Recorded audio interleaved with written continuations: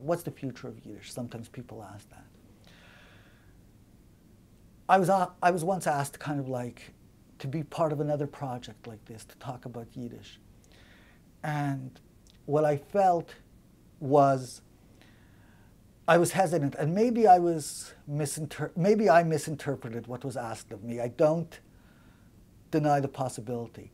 But I felt, and this is what makes me sad in a way, somebody said, come on and like talk about Yiddish words, explain Yiddish words. And I had the impression that what they wanted to hear was like, what does tuchus mean? Somebody says like, kiss my tuchus. What are they saying? What does it mean? What's a putz? This guy's such a putz. What am I saying? Isn't that a Yiddish word? What do I mean by that?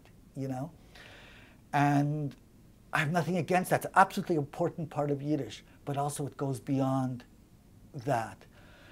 And I wanted to, and so I decided I didn't want to do it because I felt there's a line between which, or on one side of which, you're laughing with Yiddish, and on the other side, you're laughing at it, from a position that you're sophisticated enough to have passed it by. I often get that impression when I go to the Yiddish theater over here, that there's you have a well-heeled crowd, you have these enormous musicals with like a cast of 40,000.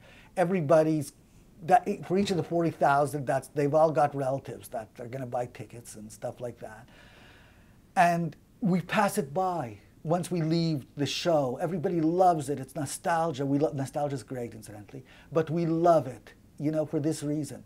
But what's the point at which, and it's something I'm always afraid of, where we're making fun of what's going on, as opposed to understanding the richness of the culture.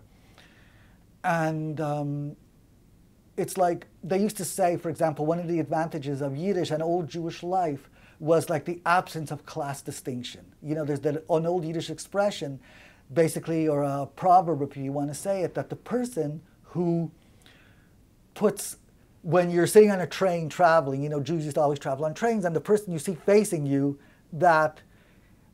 who's very a well-dressed gentleman, but once you realize he's also Jewish, so you put your feet back on the seat, beside him. And I remember once seeing this skit, like in a film, you might have seen it, with Leo Fuchs, where he's kind of like imitating Fred Astaire, that kind of like putting on the Ritz, and he's stumbles through the whole thing.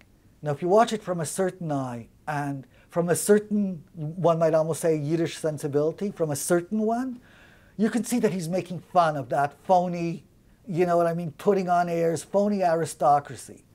But from another point of view, and you can laugh, but from another point of view, you see it, and you realize people are laughing at Leo Fuchs. You know what I mean? And you've got to like make sure, I think in a way, like when it comes to Yiddish, are people laughing with Yiddish, or are people laughing at it and feeling that they themselves had separated themselves from that culture?